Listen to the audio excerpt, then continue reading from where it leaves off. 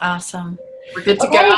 so here we are. Happy August, everyone, and cheers. Cheers, Cheers. cheers. If you have your beverage or Cheers. whatever you have there. Hello. Oh, Hey, everybody's Rita. on right now. Good evening.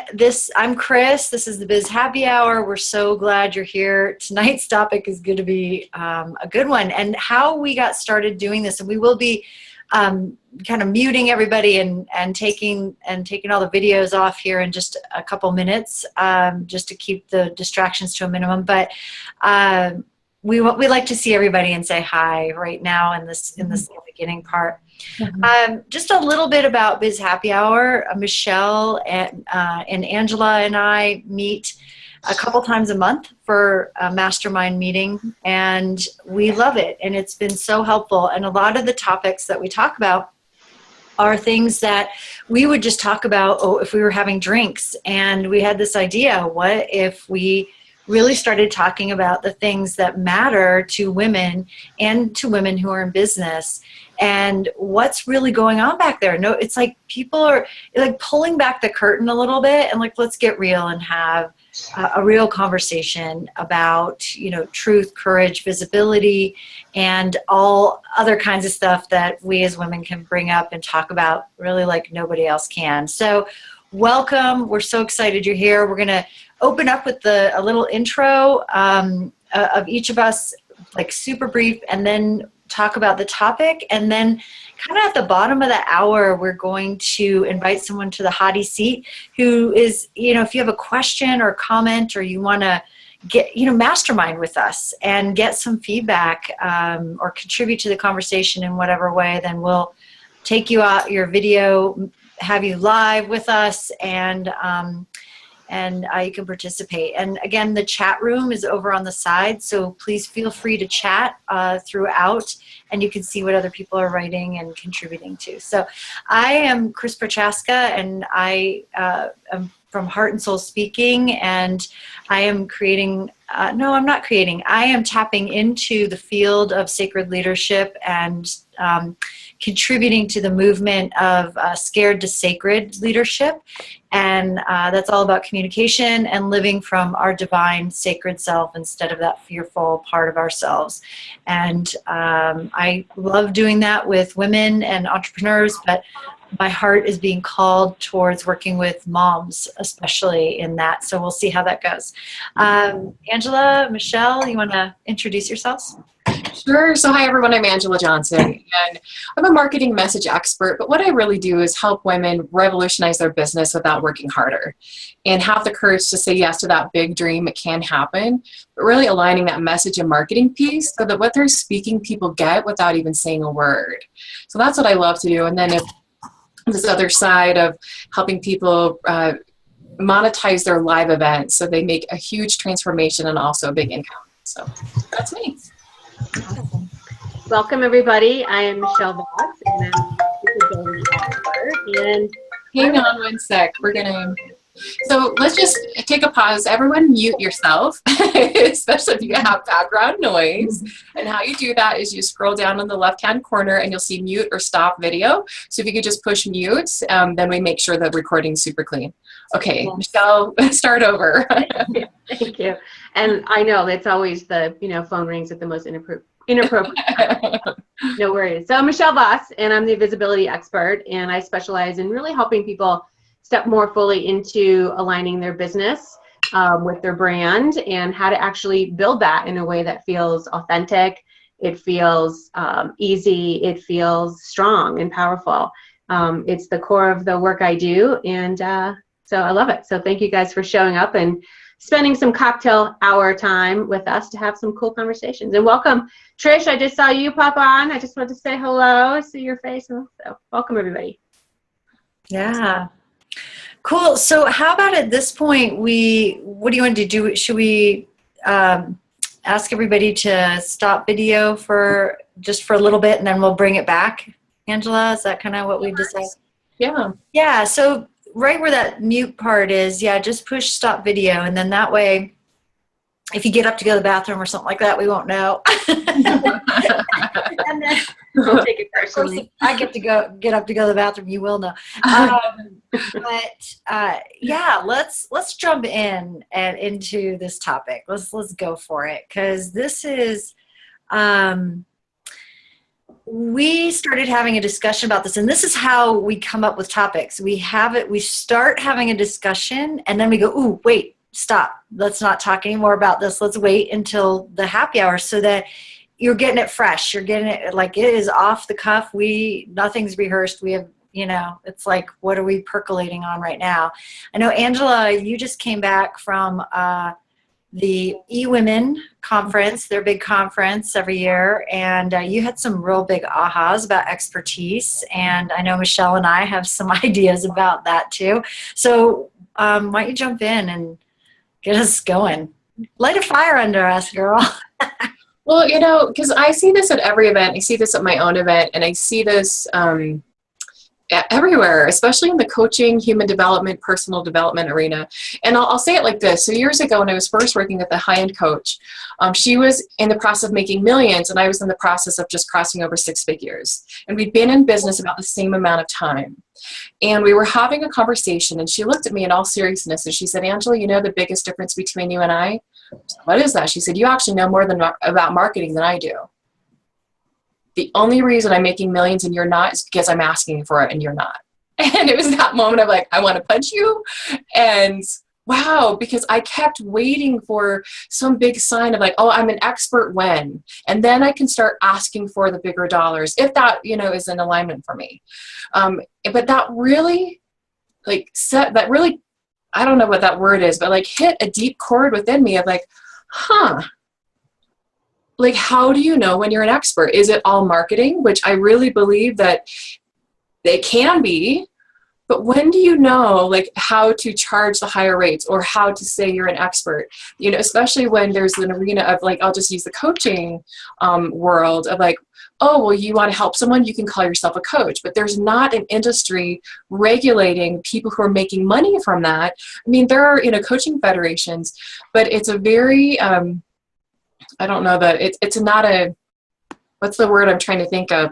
Regulated, there we go, regulated market, which is kind of cool because there's a lot of opportunity, but you can see where the downfall is. So, but it was just that conversation years ago. This is like back in 2008, 2009.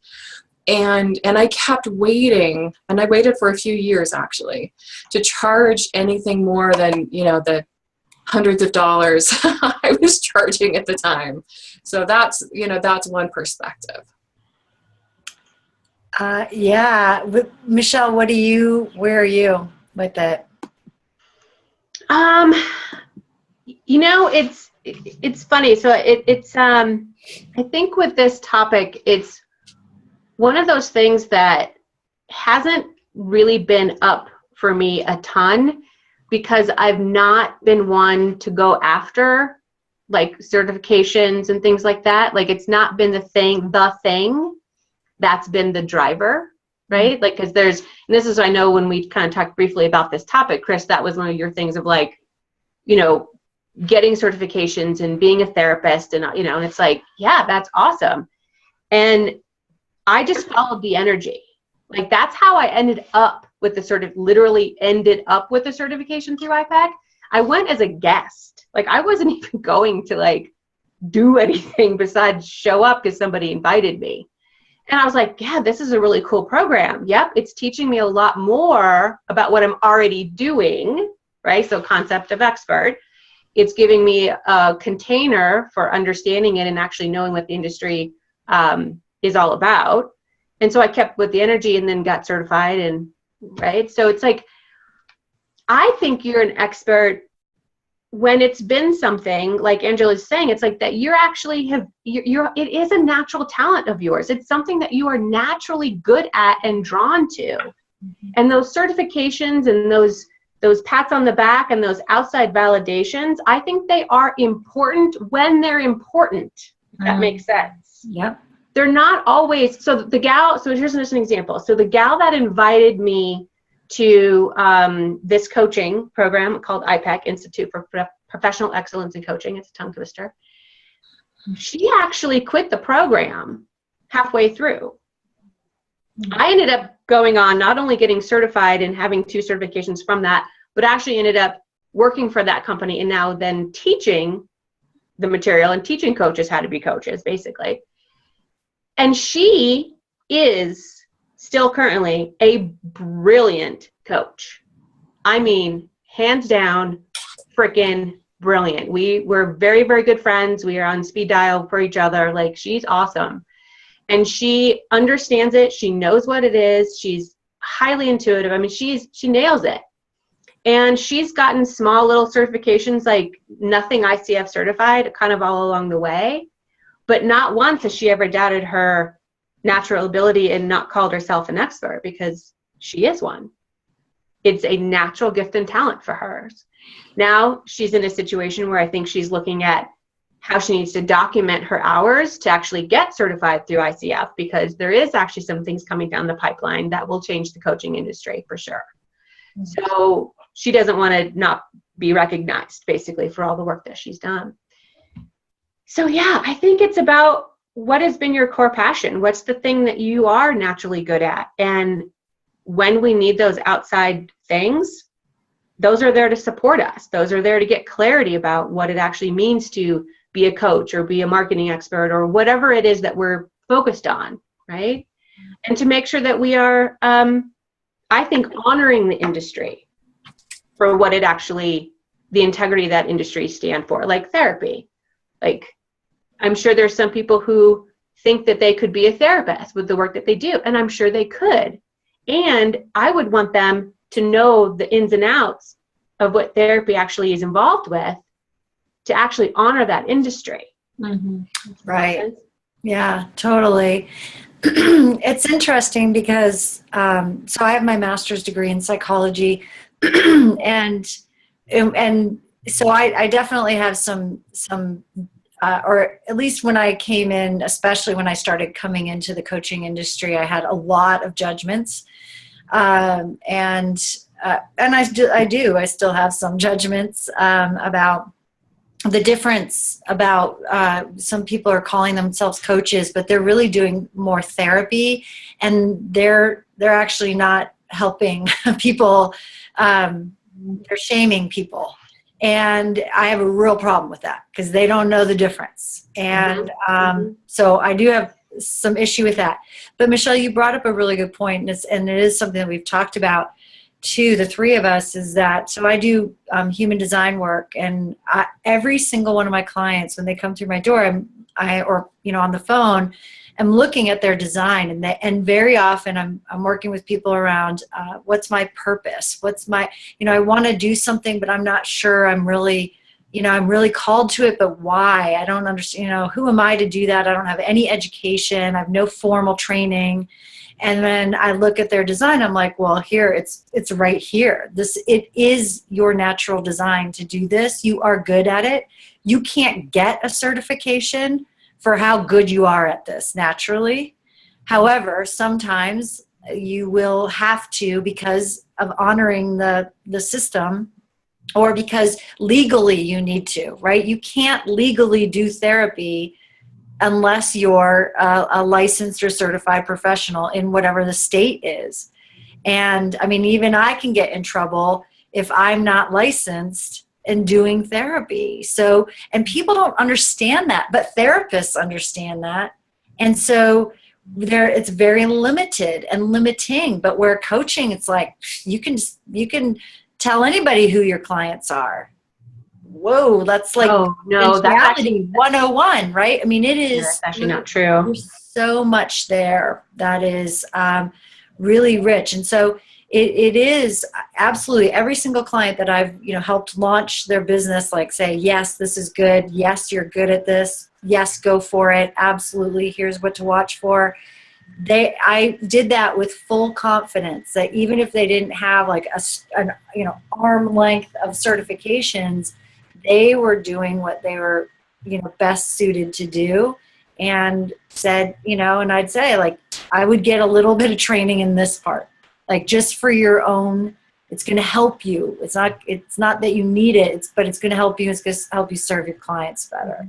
So anyway, yeah. So I do want to, I want to address too that this is kind of how I think you started on this conversation last month is, so because I do and have, I don't currently, but worked for IPEC, and it is an ICF certified school. Okay, so that there is a difference. So the ICF, actually, there is, when you become certified, you actually agree to the principles, ICF principles, and one of them is in confidentiality. So, right, like, so there absolutely is very specific things that they expect that you are adhering to that, but it's not in law, just like therapists. Right now, there's therapists, there's a law. So there's things that are popping up here on the side about when I said it's coming down the pipeline. So I don't want to make that a big deal, but what I want to address it is that, so I don't have any specific, like, here's what's happening, but in the industry itself, through the people who are in the organizations of ICF, the conversation is around how do we actually put it into law, like therapy. So if you say you're a coach, you are now going to have to be certified through some organization that is ICF certified, just so they can do things like keep the code of ethics in place, which is confidentiality and do no harm, and those basic things. Is that happening in the next few years? I can't say that because I don't know. I don't have that insider knowledge, but I know it's in conversation. And I think it's really important because there are a ton of people out there calling themselves coaches, which actually they have a right to do. Anybody can call themselves a coach with zero training. And that causes a lot of anxiety in me because a lot of them have no freaking idea what it even is. Mm-hmm. I've even had the question, well, what's the difference between private mentoring and coaching? What's the difference? It's like, there's a very big difference, right? So getting the standards, I think, are important to actually help industries like therapists and things like that. Like, there's an industry standard, and it doesn't take away from people. It shouldn't ever stop anybody from doing what they're meant to do, right? Like you said, like your passion, your core design. It should never stop you from doing that and following that. Right. The certification isn't going to make you legit. Right. Like Angela's like, I was waiting to be legit. And it's like, right. That's not going to make you legit. Mm-hmm. Your natural gifts and talents is what you need to actually operate from. And then we operate in a container that supports the industry and supports us. Exactly. I want to throw out one more thing that I think is interesting, because I was talking about this with someone today when we look at human design, that there's different centers, energy centers, and one of them is the heart. And the heart center, if you have it defined, it has a lot to do with ego and willpower, and if you have it undefined. And one of the things that's interesting, I find a lot of my clients, if you have it undefined, we have a tendency to devalue the work that we do, and to devalue, and I say we because I have mine undefined, to question those natural abilities and feel like we have to prove ourselves. And that's why I do have arm's length of, I'm a certification whore. That's how we got on this topic. I'm like, I just need one more certification, then I'll feel valid, then I'll feel okay. This is after my master's degree. I mean, it was like, okay, I'll just go get another one and another one, because, and at some point it was like, where am I going to stop? I'm never going to stop, because who am I trying to prove this to?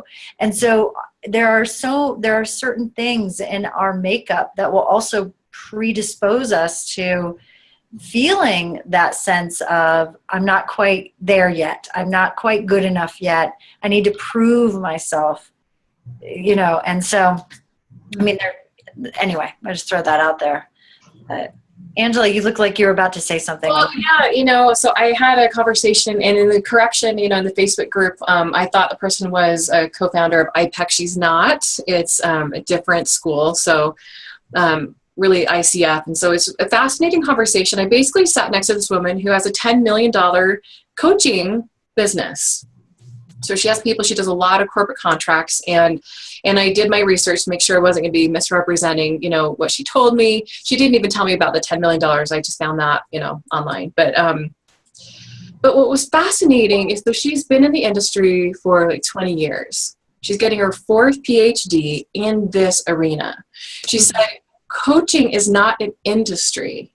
Human development is the industry, and coaching is the modality. Mm-hmm. And, and I think at some point you can get into semantics with all of this. Like, what's a coach? What's a mentor? What's a consultant? In my business anyway, there's a hybrid. It depends on the client. It depends on where we're at in the phase. So my personal opinion is I think at some point you can just get into semantics, and it's not about right, wrong. It's about, is it working?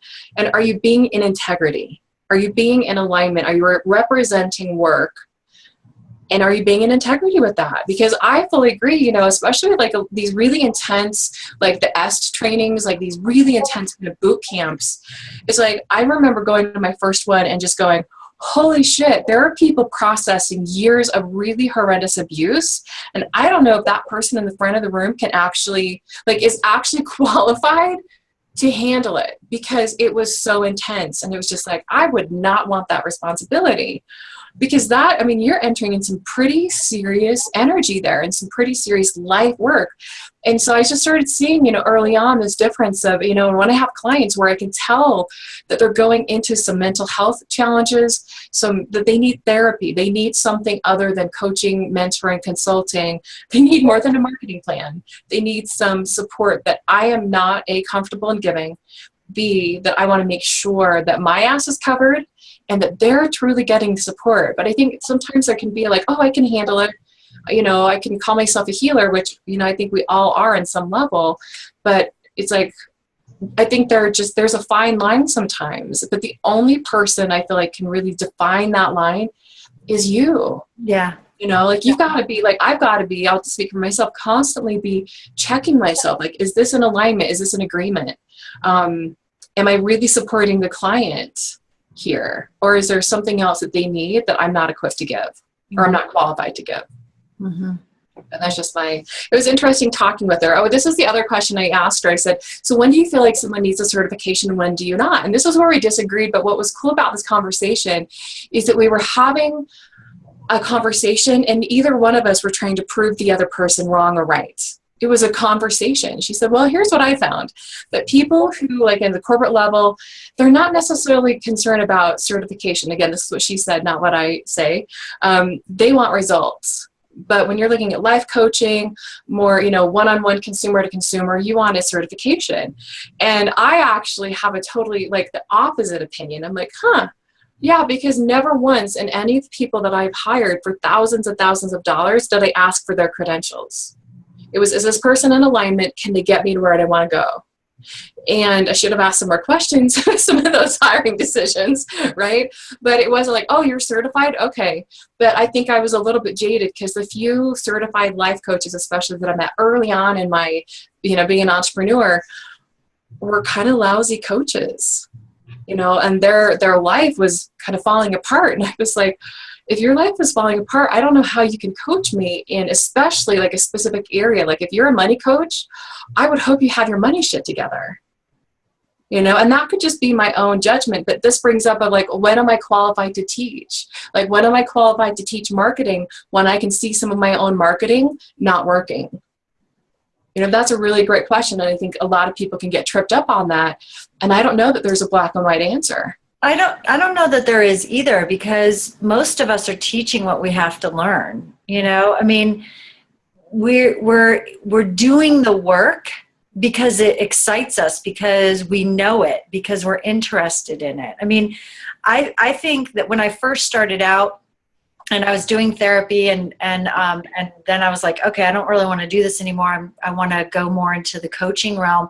And I looked to see what other coaches were doing. And I was like, well, I've done that work. I overcame my fears of speaking, and so I could do that work. And I did do some of that work, and it was great. I liked it. And I've still stayed within that sort of larger umbrella. But I also saw all these people doing money coaching. And I was like, money coaching, look at that. That's where people are making, that is really popular. So I'm going to do that too, because that's something that I'm working on. And there was a point at which I was like, I don't have my shit together here in this realm. Why? I don't want to do it. I feel I'm out of integrity. This is not even, I'm not even one step ahead of my clients at that time in my career. And I was just like, no, that's not what I'm going to do, but it's like when we look around and we're looking at, okay, well, that person's doing this and this looks really good. And how many people do we know? I bet each of us, everybody here, we know so many people who started out in their expertise. They really came in with their very strong thing, and then they decided, and it was probably around personal development, and then they decided to become a business coach because business coaches make more money. Mm-hmm. And, I did that for a while, and I was like, you know what? I don't want to fucking do business coaching. I don't want to hold someone's hand around that. Can I do coaching around how their emotions are getting in the way? Can I coach them around their communication? Can I coach them on how to take care of themselves and to stay in their genius? Absolutely. Can I, help them launch something and give ideas? Absolutely. But hold their hand and go in and look at all the financials? Ugh, no thank you. That is not me. I don't want to fucking do that.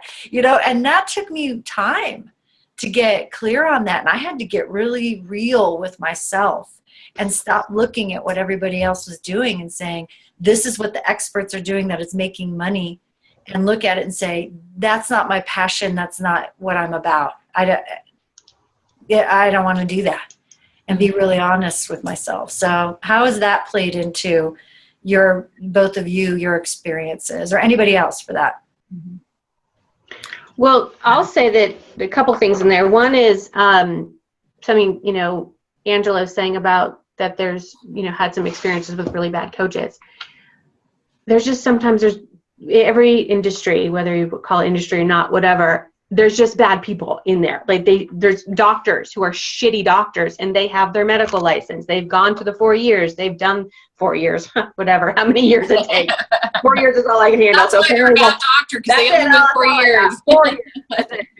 But I'm sure it takes longer than that. But there's just people who are not good. I'm sorry, at whatever industry that they happen to be in. So that's that, right? Totally. I have my certification, blah, blah, blah. And I've never had anybody ask me, so where did you get your certification from? Or are you certified? I haven't, because I don't rest on that. I think it's an energetic thing. I don't need it to validate me. So I think that's why it's unimportant. So I'm just going to say that. I think it's energetic communication. And then I want to say something to what Chris addressed about kind of being in the shit show of what you teach. So I think there's this fine balance. I believe that this goes back to our natural gifts and talents. It's the thing, like you said, human design. Like, what are we meant to be doing? Like, what is our biggest lesson? Mine has been visibility. I didn't call it visibility. It used to be authentic style work. Like, it has evolved over time. Right. It's the same shit, just packaged differently for marketing, right? That's all it is. But that's the essence. Now, have I mastered it? No, because it's my life thing.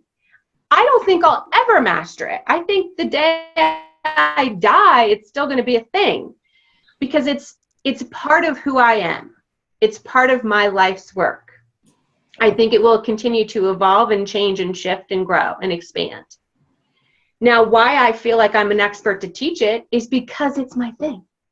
And all I need to know is, even when I have my bad days, even when it's about visibility and all I want to do is hide, like, I want to do the things that I'm telling people in a sense not to do, right? I know that I am still farther ahead than the people that I'm attracting that I can help. Like, I know that. I'm never going to work with somebody who truly I feel would be like my mentor. You know what I mean? Like somebody who I would feel is way ahead of me. Right? Because that's doesn't make sense. So I think this is just important to say, because I see it all the time, is that people feel so inadequate that they feel like they have to have it all perfect and they have to have it all figured out and everything has to be perfect in order to teach it and to feel like an expert. And I call bullshit. Yeah. Because that's not true. And then that's why the certification junkie concept comes in, right? If I only knew a little bit more. And that is a cycle for the ego. And it's got nothing to do with the truth of who you are and the gifts that you have to share. Amen. Yep, exactly. Exactly. I even had someone, interestingly enough, a couple of years ago, like I was like, okay, I got to be all perfect. And just, around Trisha's question around therapists and psychologists really struggling with this, is that our training is like, there's all these rules and there's boundaries are so clear and clear cut. And it's so regulated that, and coaching is much different and the relationship is much different. And it's like, it is and it isn't, right? So I think that's where we struggled. But to me, I came out of that and I was like, I have to look like I have it all together, because as a therapist, you're like, you don't share with your client. You're like this separate person, right? You're not showing who you are. You're not being messy or real, or you just have to have it all together. And, or at least that was my story around it. And I think that's changing a little bit. I think people are progressing more around that.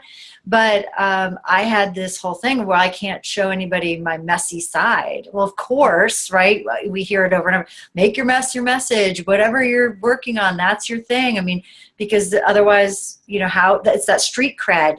That someone had posted about, like, what about street cred? Well, that is a lot. There's a lot there. And I had someone who said to me, well, I would have hired you a year ago if I had known, like I was just being me. I was just kind of letting it hang out there like I do here.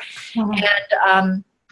And she said, wow, if I had known that you were like this, I would have hired you a year ago when we spoke, but I thought you just had it all together and you were all perfect and you would never get me.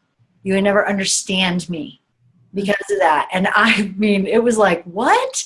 I mean, light bulbs just went off around, holy heck, how many people could I have served if I hadn't tried to look like all together and be separate and be this expert instead of just being me and relating to people in the way that I naturally do.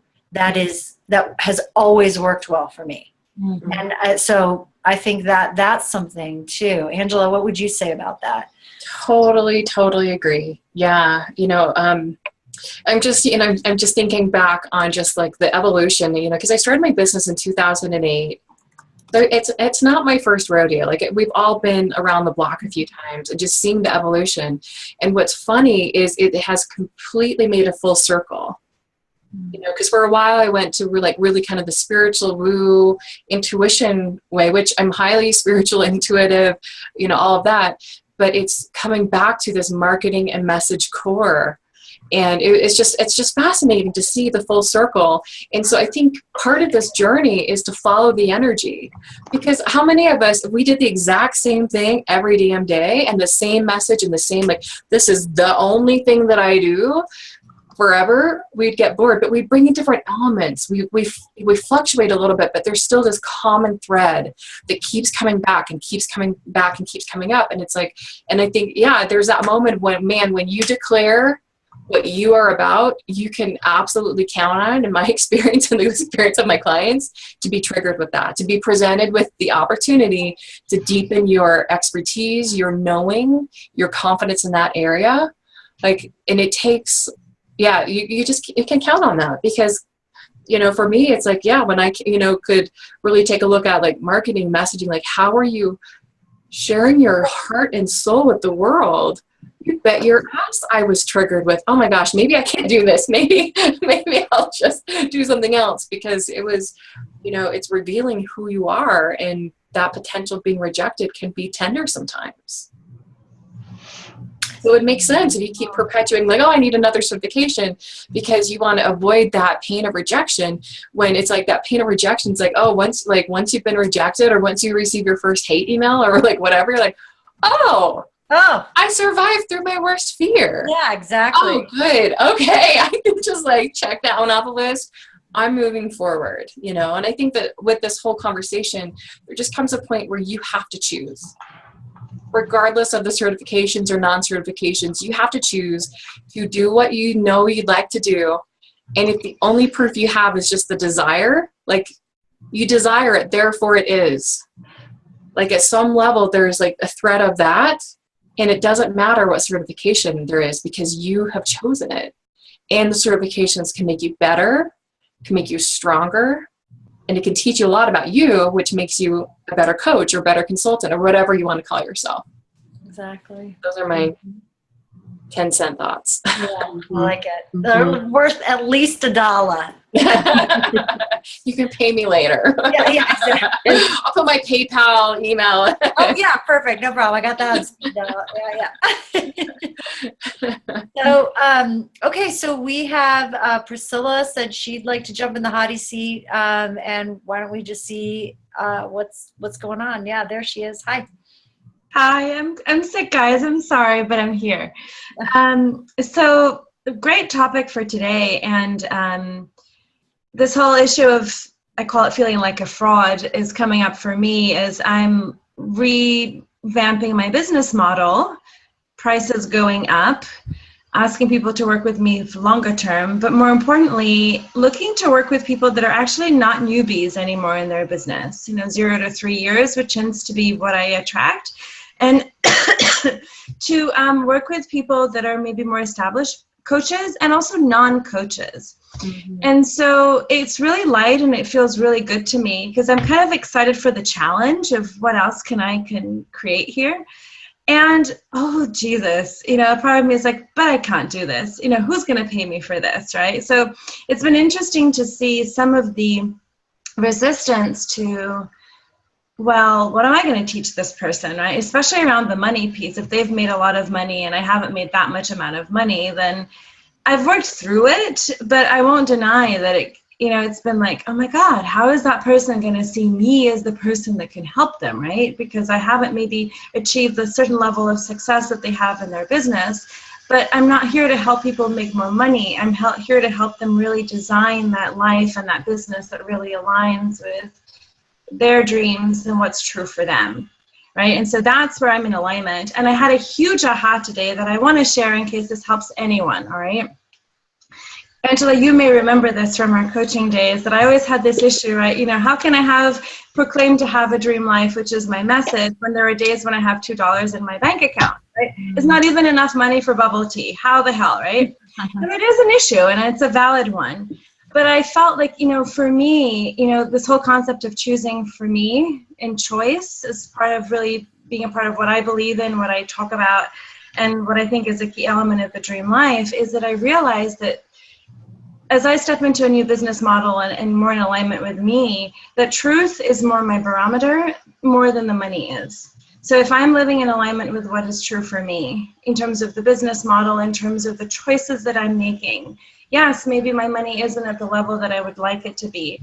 But if I am stepping into a greater space for me and I'm choosing what really feels light and in alignment, then I'm trusting that, the money and other things that I want will come from it. So somehow it just created that foundation that had been, I felt like I was like this abyss, like this bottomless pit before that was just kind of like could fall at any moment. But the element of truth just felt like a foundation for me. That no matter the money, because I think money can come and go, relationships can come and go, the business may come and go. But if you're in alignment with the truth of who you are and what's true for you in this moment, then I think that is worth a lot, maybe everything, And I think Alexis had said once, you don't need to be making a lot of money, you just need to be operating in your zone of genius. And so between me identifying where I really feel is my strong suit, and like what you were saying, Angela, just identifying what can I help this person with and where can I not, and being honest with about that, which I will be. But then also just stepping into the place of truth And then that created a lot of freedom for me. And it happened today. I was like, oh my God, holy cow, you know? So it was just one of those things also. I guess it was like an energy leak for me too, because I was feeling like it was zapping me from the strength and my ability to be visible. So I don't know what that's worth, but I just wanted to share that in case that might be helpful for someone. Because I think that, you know, I talk about truth and I believe in truth and I believe in alignment. But now that I'm stepping into it in the business side, I think I did it in my life, but not as much like at this new level in business. I'm like, holy shit, truth really does matter. Alignment really does open up so much. And I think if we have that foundation, to me, truth is absolute, right? It is what it is. There's no explanation, there's no compromise, there's no settling. It just is. Mm-hmm. And I think when you come from that strong place, it's evident, right? You don't need to prove, you don't need to convince. It is. It transmits energetically. Yeah.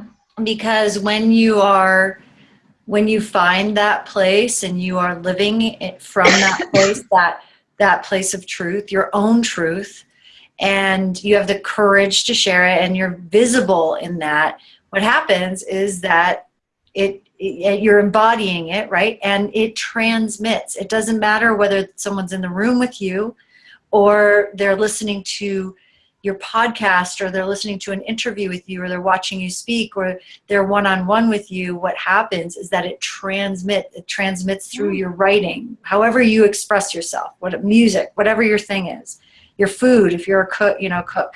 So, and that is it's a process. That's the other thing I think is really key. It's not like we just get it and go, oh, there it is. I mean, Michelle talked about, it's like, I started out here and it's evolved. It's all the same, but it's taken on different flavors. Angela said the same thing. She's always been in the marketing realm, but brought in these different aspects of it that deepened her awareness of herself and her truth. So cool. Well, congratulations. Mm-hmm. Thank you. It's very freeing. And then I'd like to, holy cow, right? At the same time.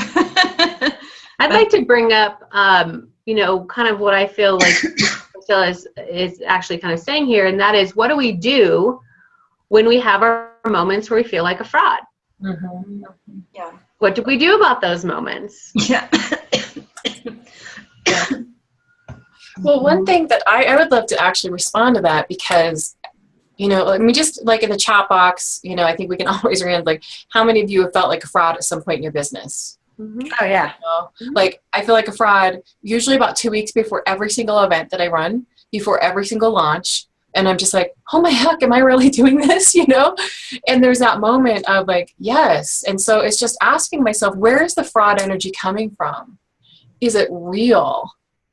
Am I in a cycle of proving how much proving how much I'm an expert, or like that proving energy always for me brings fraud energy.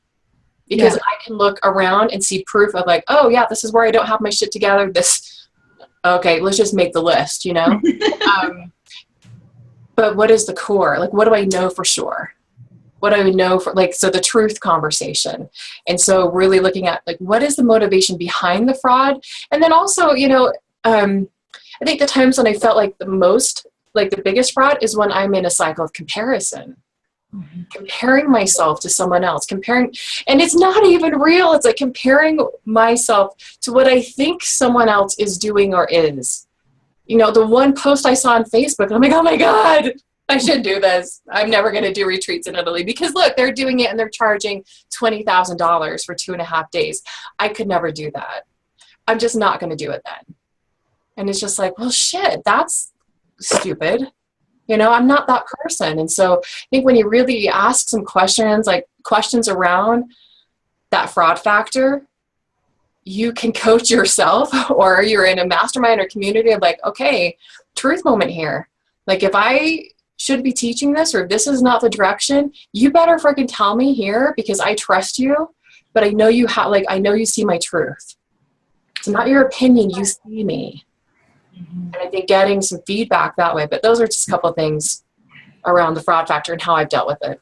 Mm-hmm. Mm-hmm. What about you, Michelle? I feel like it definitely gets, triggered in comparison. I think that's where fraud kind of comes from, because it's the should, like either should be this or shouldn't be that or whatever it is, right? And for me, I always go back to creating space to give myself the time of like, okay, so what is this about? And then it usually comes down to the shadow work stuff, because when you resist something, it just persists, right? It's the kind of classical little saying that we have now. So what I've started to do is own, like, okay, yep, I can own fraud, because if I can own fraud, then I can own the opposite, which is I am the expert. Like, I can own both, because the truth is both. The truth is all of it. The truth is everything. I am both. You are all both, and we're everything in between. So the minute we resist one, for whatever reason, it's the story that we create, right? It's the dialogue that we have around it that causes us pain. It's like, take a breath and go back to no, actually I am. Yep, sure enough. And I'm also this, right? Like, I'm also the expert. I am the best at this. Like, I'm both. So then the energy kind of goes away. Like, it just not goes, but it just relaxes. And then that's how I think how you come to center. That's how you come to truth. But that's, to me, center is like truth, is by owning all of it. And let go of the story. Just whatever story. I love Wayne Dyer. I think it was Wayne Dyer that was like, everything is a story. And so just start making up one that make you feel better. Like, just, you don't made it up anyway. I mean, you really, right? Yeah. We all made it up. So just make up one that makes you feel better. It's all made up. Yeah. Another thing with that too is, like, especially like you're in pricing or your offerings or something, it's just going back to, is this because, like what Priscilla said, like, because I truly feel inspired? Like, I'm getting that nudge. I'm getting that awareness of, yep, it's time to raise my rates, or it's time to change the way I work with people, or it's time to shift my message. It's coming from an internal source versus someone said I should do it. There was a speaker I heard years ago. She said, if you're not making multiple six figures by year number 3 in your business, you're doing something wrong. And because I'm an empath and very intuitive, I felt the energy go in the room of going, oh shit, there's something wrong with me. And so then it was like this scrambling energy, like, oh, I've got to figure out how to, do this. And so they had this external motivation to do something when it wasn't in alignment. Like, the question that was missing in that moment was, do you even desire multiple six figures? What does that even mean to you? And multiple six figures, as we know, like, in the coaching business, means shit. It means it talks revenue. It doesn't mean anything about what's in that person's bank account, yet we use it as this place of judgment and shaming ourselves mostly, and it doesn't mean anything. So it's, looking again, is like, is this my internal inspiration, or is there a should, or someone said I should do this, or I'm comparing myself? And you've got to start where you are.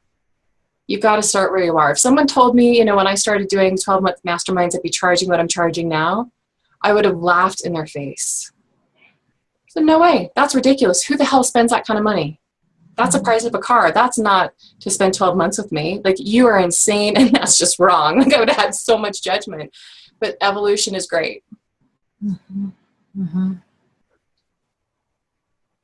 I look at the fraud piece also similar to what Michelle is saying, and then also looking at it like, am I feeling like a fraud because I'm out of integrity? Because I really am. Like, or I'm out, or I don't have enough information, and it's true that I don't. Or am I feeling like a fraud because whatever, comparison, or someone else, like Angela said, if you're not doing this by this time, like they're the fucking God, right? They made a rule, like you have to have, God, the coaching industry makes up so much bullshit to scare us into buying stuff, that we don't necessarily need in that moment, right? So that, I don't have any judgment about that. Well, I'm going to add, it's not just, if we want to call it coaching industry, it's every industry. Oh, right. I'm sorry. Our society, oh, yeah. fear. Yes. lawyers, doctors, human Yeah, development. Sorry, it's everyone. not the coaching industry. It's a human Yeah. development industry, self-help industry. Yeah, exactly. So even education, even colleges, right? Like they promote stuff that way. So anyway, I look at it that way. It's like, is it coming externally? And it's because I am like, I'm shaky. I need to know more about this. And I also know that's partly my design, is that I like to know everything about things. And there's a point at which I'll start to feel that sense of security, like, okay, I've educated myself enough about this. And so that's the other piece of it that I just check in with is, yeah, I can claim fraud and I can claim genius. And am I, wanting to expand in a certain way, but there's a couple pieces that it's not quite the right time because there's a couple pieces that aren't there yet. And in order for me to really follow the path, I need to go step by step by step. And I'm trying to skip a step. And that's making me feel a little fraud or insecure. So I just throw that as another way of checking. It is definitely checking into the energy of like, what is it there for you, Exactly. right? Is it showing up, and what is it there to teach you? And I just posted, Angela, did you have a drinking problem? I just saw like, did you No, I was sneezing. Oh, okay. So I was like, I was going to mute myself. I was like, yeah. So there's one that was stuck, and it was just not deciding. Just checking on you. Awesome. Well,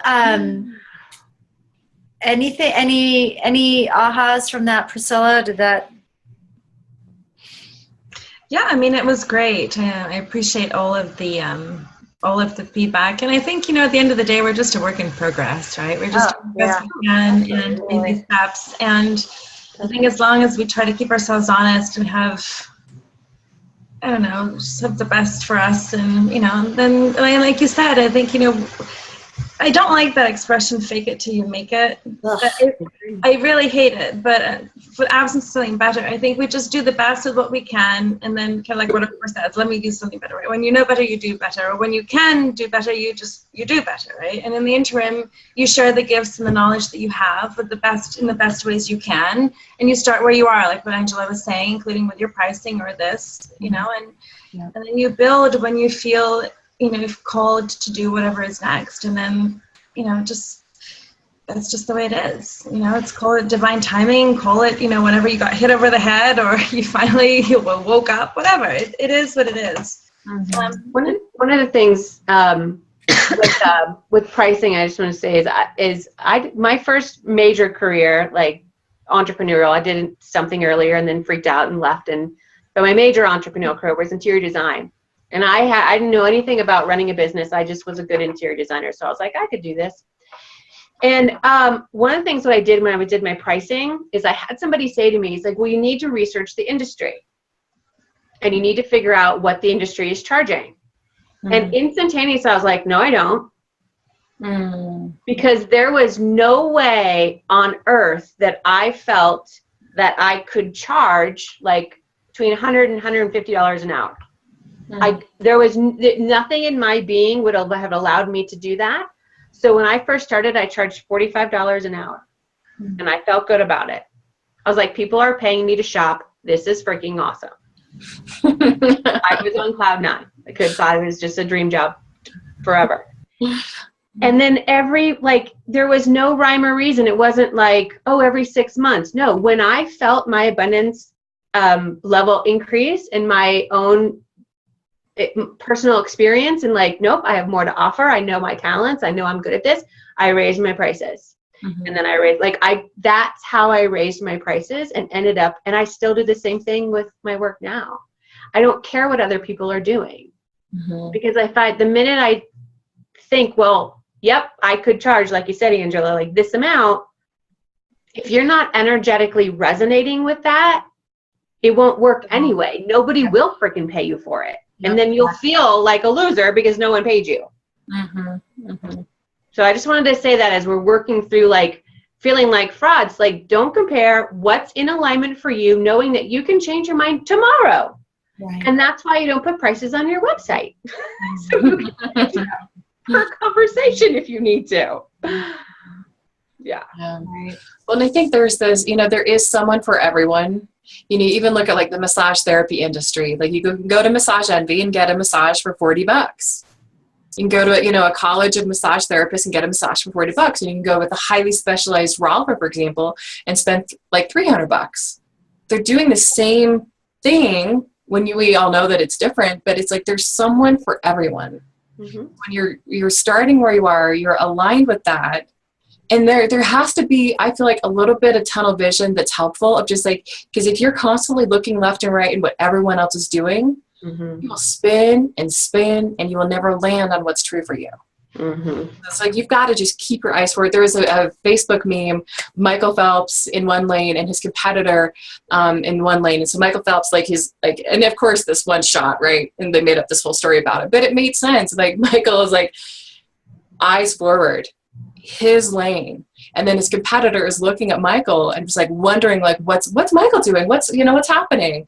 And then of course Michael wins by a landslide. And it's like, Mm-hmm. that's really intriguing for me, because I notice when I start looking left and right, that's where I really screw myself up.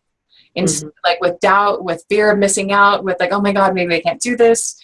Instead of just like, okay. And not tunnel vision to the point of being uncoachable and being so delusional that you're unaccountable. Like that's a whole other episode probably, but there's a fine balance there.